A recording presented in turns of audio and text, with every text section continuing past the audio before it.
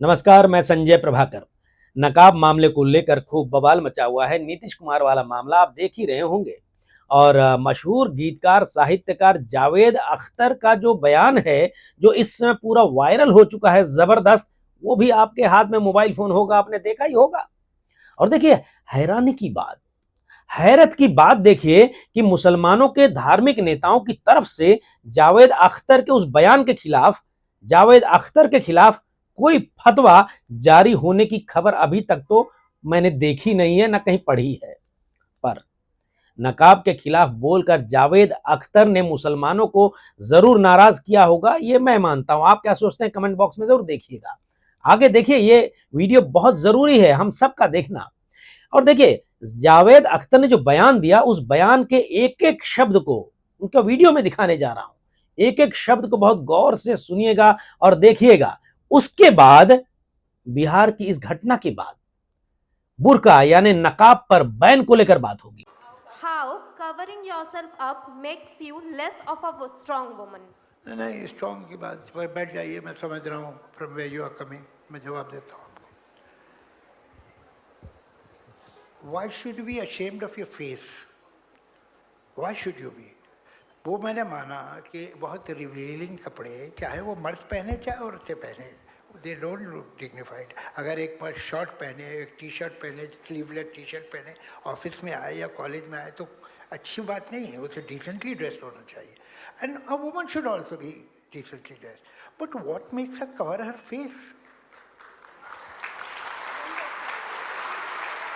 What is so vulgar, obscene, undignified about her face that is covered?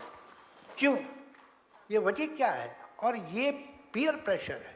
अगर given a choice, उसे brain wash किया गया है। अगर वो ये कहती है कि मैं अपनी मर्जी से कर रही हूँ, तो she is brain wash because she knows that some peers in her life will appreciate this stand. अगर आप उसे छोड़ देंगे तो कोई भी आदमी अपना फेस क्यों कवर करेगा भाई? उसे अपने फेस से नफरत है क्या? Is she ashamed of her face? What? Why? Javed Akhtar खुद मुस्लिम समाज से आते हैं, लेकिन बुर्का यानी नकाब और फुल फेस कवरिंग प्रथा के खिलाफ खुलकर बोलते देखे जाते हैं। आपने देखा। और हाल ही में ये जो आपने वीडियो देखा, SOA लिटरेरी फेस्टिवल जो 2025 इसी साल नवंबर में हुआ था, जावेद अख्तर ने दो टूक कहा, लड़कियों का बचपन से ही ब्रेन वॉश किया जाता है, वरना कौन अपना चेहरा छुपाना चाहेगा। उन्होंने सवाल उठाया कि चेहरे से शर्म कैसी, और किसने तय किया कि लड़की को अपनी पहचान छुपाकर जीना चाहिए। हालांकि उनका यह बयान करीब 15 दिन पहले का है, पर बिहार के मुख्यमंत्री नीतीश कुमार वाले नकाब के इस मामले के आते ही जावेद अख्तर का यह बयान, यह वीडियो भारत की 140 करोड़ जनता की अदालत में बहुत बड़ा सवाल बनकर खड़ा हो गया है। देखिए, 2 दिन पहले की दुर्घटना है, मतलब घटना ही बोलिए। बिहार की राजनीति में एक ऐसा वीडियो सामने आता है जिसने पूरे देश में हंगामा खड़ा कर दिया। बिहार के मुख्यमंत्री नीतीश कुमार और हिजाब या नकाब कह लीजिए, चेहरा ढकने वाले पर्दे से यह जुड़ा विवाद सामने आया। नीतीश कुमार का एक पब्लिक सरकारी कार्यक्रम में किया गया व्यवहार बेहद आपत्तिजनक बताया जा रहा है, और आपत्तिजनक है भी। राजनीतिक हलकों में भूचाल आया हुआ है। कानूनी जानकारों का एक क्लास का एक कहना है कि इस मामले में आपराधिक धाराएं लागू हो सकती हैं। लेकिन जिस फेस व्हील या हिजाब को, नकाब को लेकर बहस चल रही है कि यह मुस्लिम समाज की संस्कृति है, उसी समाज से आने वाले जावेद अख्तर इसे ब्रेन वॉश का नतीजा बता रहे हैं। अब देखिए, यहीं से असली बहस शुरू होती है, संस्कृति, सुरक्षा, पहचान और सत्ता की मर्यादा की। अब पूरे मामले को फैक्ट्स के साथ समझिए। बिहार सरकार का एक सरकारी कार्यक्रम, ऑफिशियल कार्यक्रम चल रहा था, जिसे सेक्रेटेरिएट संवाद कहा गया। इस कार्यक्रम में आयुष विभाग के नवनियुक्त डॉक्टरों को अपॉइंटमेंट लेटर्स दिए जा रहे थे। मंच पर एक महिला डॉक्टर हैं और नाम रिपोर्ट किया हुआ है डॉक्टर नुसरत परवीन। उन्होंने चेहरा ढका हुआ था, और उसी दौरान कैमरे के सामने मुख्यमंत्री नीतीश कुमार उनके चेहरे के सामने का कपड़ा यानी नकाब हटाने की कोशिश करते दिखाई देते हैं, खींचते हैं। वीडियो में डिप्टी सीएम सम्राट चौधरी उन्हें रोकते हुए भी नजर आते हैं, और यही वीडियो सोशल मीडिया पर वायरल होता है, खबरों की दुनिया में वायरल होता है और हेडलाइंस बनती है। अब यहां मैं बिल्कुल साफ शब्दों में कहता हूं कि नीतीश कुमार का यह बिहेवियर गलत है, बिल्कुल नैतिक तौर पर भी और कानूनी तौर पर भी पूरी तरह गलत। किसी भी सार्वजनिक मौके पर, मंच पर किसी भी महिला के साथ, खासकर जब वह सरकारी कर्मचारी हो, हाथ बढ़ाकर ऐसे नेता, संवैधानिक पद पर बैठे हुए नेता, इंसान, व्यक्ति, चेहरा ढकने वाला कपड़ा, नकाब हटाना स्वीकार्य नहीं हो सकता, वो भी महिला का। चाहे इंटेंशन कुछ भी रहा हो, चाहे इंटेंशन कुछ भी रहा हो, चाहे इंटेंशन गलत ना रहा हो, आपत्तिजनक है, निंदनीय है। नीतीश कुमार के समर्थक कह रहे हैं गलत मंशा नहीं थी, पहचान का सवाल था, उम्र का लिहाज किया जाना चाहिए। लेकिन सवाल यह है, क्या सत्ता में बैठा व्यक्ति, संवैधानिक व्यक्ति, यह तय करेगा कि महिला की पर्सनल स्पेस कहां खत्म होती है? सोचिए, पहचान का सवाल हो सकता है, लेकिन तरीका गलत था। अब बहस का दूसरा पहलू भी सामने आ रहा है, जिसे नजरअंदाज नहीं किया जा सकता।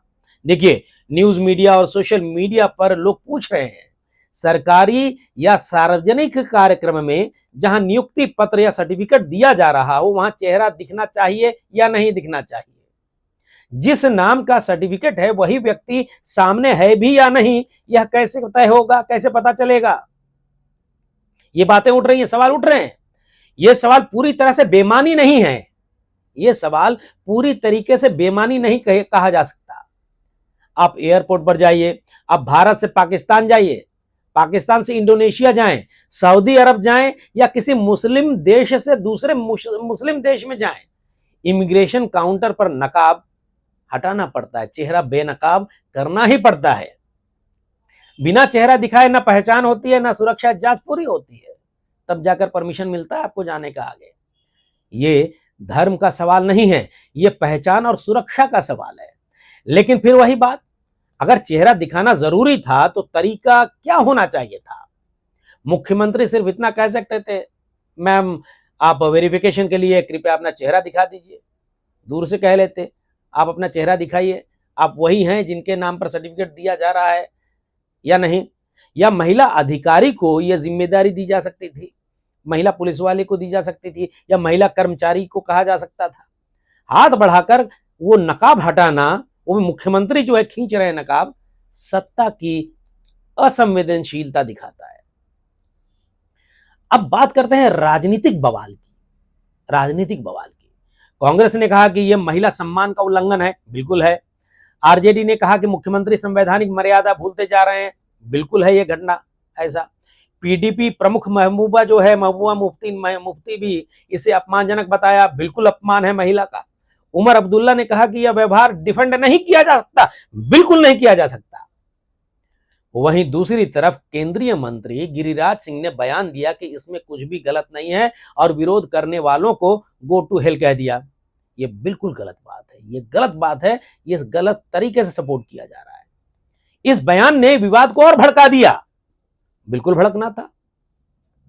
देश के बड़े अखबारों और चैनलों की हेडलाइंस देखिए, NDTV, Indian Express, Times of India, Al Jazeera, सब ने इस मुद्दे को प्रमुखता से उठाया। यानी यह मामला सिर्फ सोशल मीडिया ट्रोलिंग नहीं है, यह एक राष्ट्रीय बहस हो चुका, राष्ट्रीय बहस बन चुकी ये बातें। अब आते हैं कानून के सवाल पर।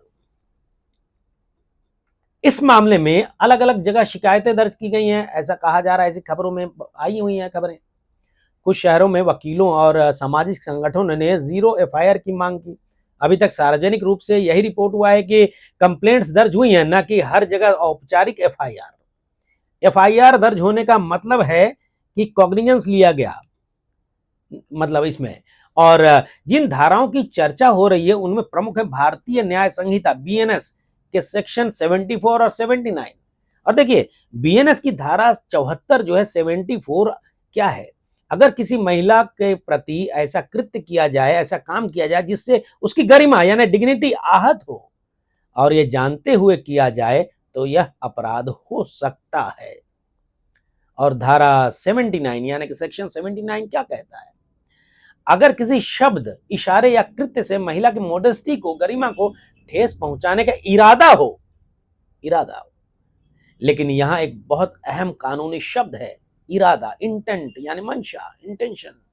अदालत में यह तय किया जाएगा क्या महिला की गरिमा को ठेस पहुंचाने का इरादा था या नहीं।